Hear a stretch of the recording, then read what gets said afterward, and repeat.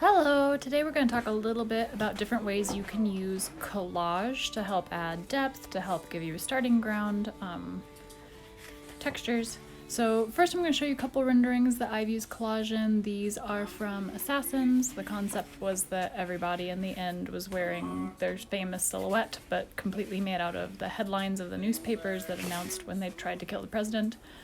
Since the specificity of the text was so important, I used collage to apply those headlines.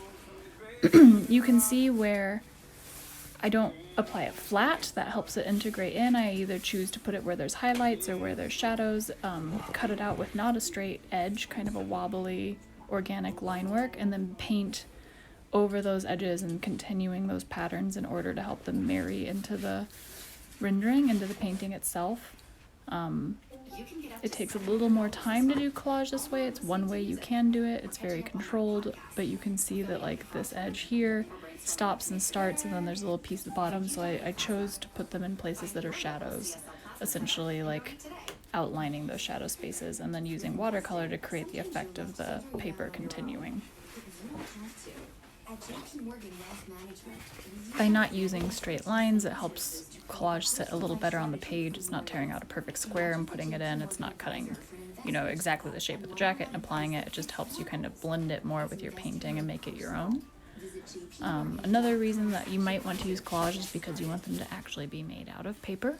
So all the backgrounds, I wanted their suits made out of paper. This is the ensemble, so I did the same thing. It's just appearing in little bits and bobs, little pieces. It gives texture, alludes to the fact that it's going to be paper, and it's this very veined textured paper that I use to help with that. Same thing here. You can it gives people a tactile feeling for it, but each piece is sort of sunk in, painted over, and it doesn't have straight edges. Very similar effect. So these are from another show called Orlando. I'm going to adjust my light a little bit so we can see them. These were more for using to create pattern inside them.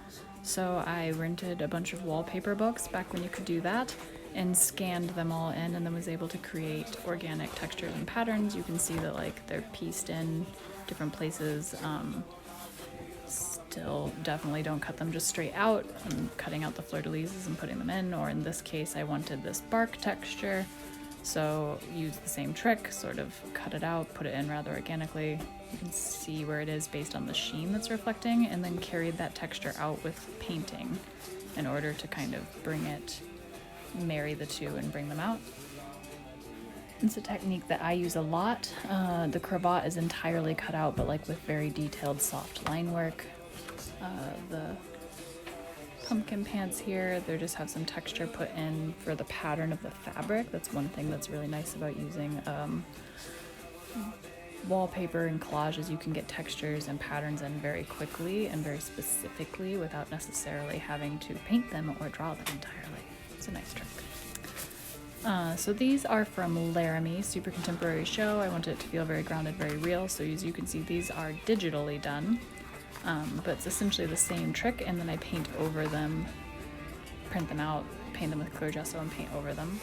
So it allows them to breathe in and out of the drawing. It also helps that I couldn't find exactly that shirt to put in, but now I only have to find enough of it to, put in there, cut off the rest of it so it doesn't have to fit the pose perfectly, and then I can just paint the pants or paint the other thing. So you're not depending entirely on collage because it's impossible to find exactly the thing you want. It lets you find bits and pieces and then paint the rest, which allows you to have a lot of specificity in what you're doing.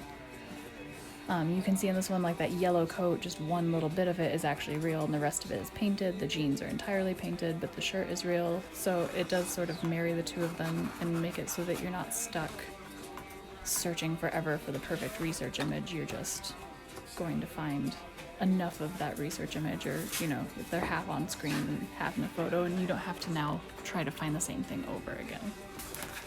So digitally, same idea, but you can always apply it with other things. So we're going to do a quick little study here of one way that you can kind of marry in something for scenic, possibly. Let's say I like a lot of the aspects of this really modern house, but it's not perfect for what I want. It's not the right color. I hate this balcony. I don't like the garden in front of it. So if I cut this out and applied it onto a board or even a heavyweight piece of paper, I'm just painting straight onto the magazine page because we're going quick here, a little demo. I'm able to really customize different aspects of it because of what acrylics can do. So I can either use them transparently to tint the color, like I am doing here on the wood, just to slightly warm it up, to give it a little bit of orange, to make it a little less like very fake brand new looking. But you can still see the board texture showing through underneath it, which is what's keeping it much more grounded and real. The more paint you have on the page, the more painterly it's going to look. The thinner glaze you use, the more it's just going to do a color tint and still keep that very photographic quality. So one thing as you're working, if you're going to have a whole section that's painted, you're going to want to bring more painting onto anything that you collage so that you marry the two of them. So even though I'm going to leave this tree here, I'm going to add some of the same painting techniques that I'm going to use when I paint a tree in the other corner so that both trees feel equally real.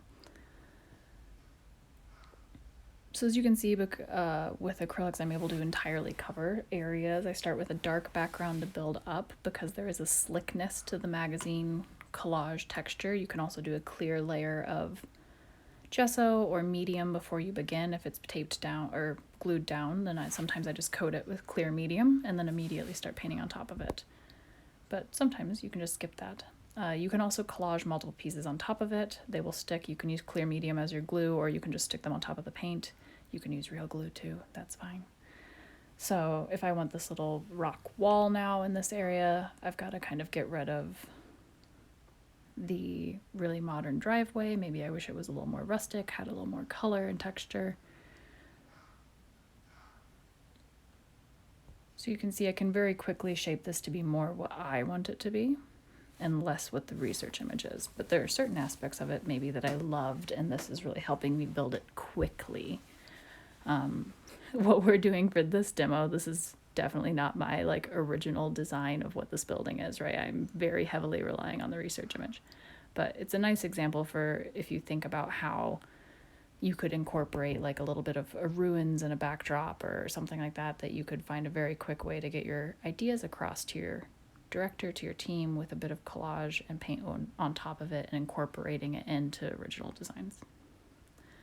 So this is how we're going to get rid of this balcony. I'm going to glaze all the windows with the same color and glaze straight over the balcony. And then darken them up more like the original photo. The windows were very dark. They had these like reflections.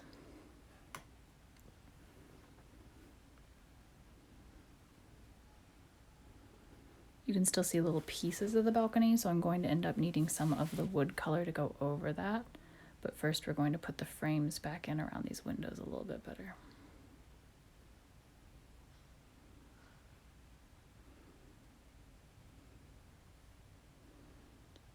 So I can get a pretty good color match on that wood, and even though I'm having to use it thicker now so that you are seeing less of the board texture underneath it, you're still seeing enough of it for it to kind of peek through in different areas to give us that more realistic feeling of a photograph.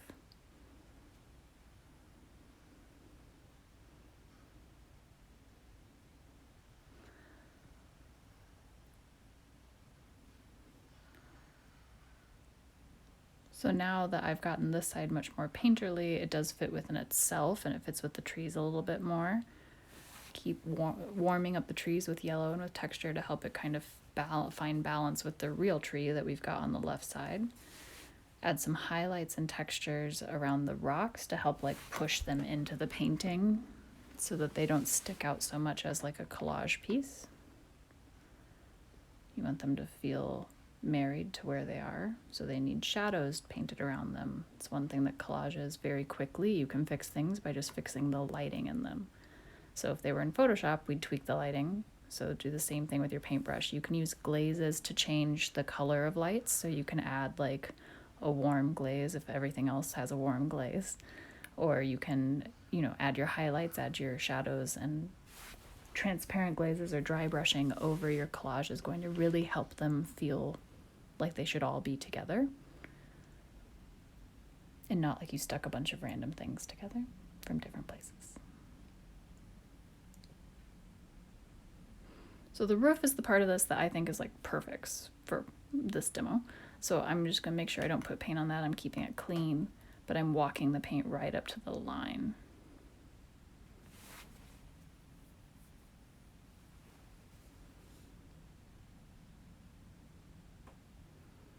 I am using quite a bit of medium with all of this. I'm keeping my paint pretty thin.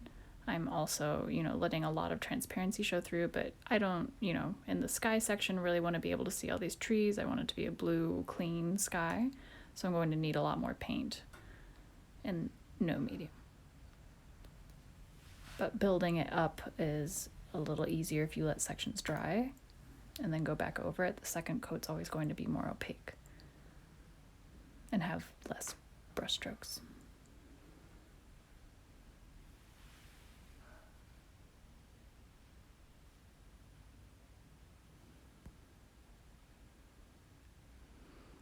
Now these windows looked a little bit too real compared to our other windows, so since we had to do such a heavy paint job on those windows, we have to go over now and do a little bit of paint job on these ones to marry them. But this side was darker in general, so we also want to make sure we keep them a little darker.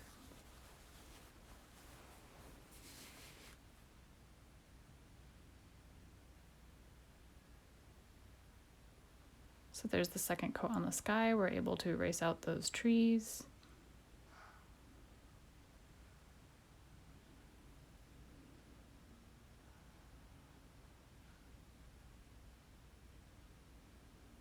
You can see how it's really starting to be something that you could customize. So if we had cut this house out and maybe only used one side of it and drawn the other side and fully painted that side, we could have an incredibly custom understanding of what it is. So we're going to do a little bit of a costume version. So I maybe like the tulle texture on this dress. I love the way it falls. I wish it were, in the front of the dress instead. I have a different pose in mind. I have a different everything in mind.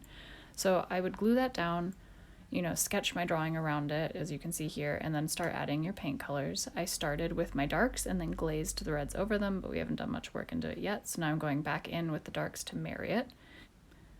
You can still see the areas of the edges a little bit right now, so that's one of the reasons I'm making sure to get my shadows nice and dark. Since the paper we're painting on is white and the paint still has a bit of translucency to it, you're still going to be able to see that cutout from where the collage portion was painted or glued down. So we're using paint and shadows to sort of hide those cutout areas and really bring the two of them together.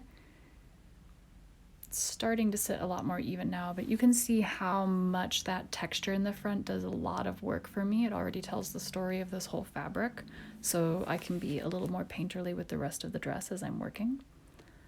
Once you've got your highlights and your shadows onto it, they really sit together a lot more.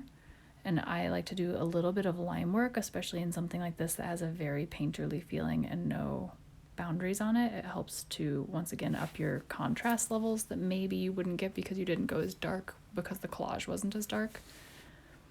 So it would have been better if I waited on this to dry. My pen is not working amazing, but if I do just a little bit of pen and ink nib on top of this, it really feels like my rendering, my dress, my understanding of it, and I'm just using that bit of tool to illustrate how full I want the skirt, what fabric I want to use, how I think it falls.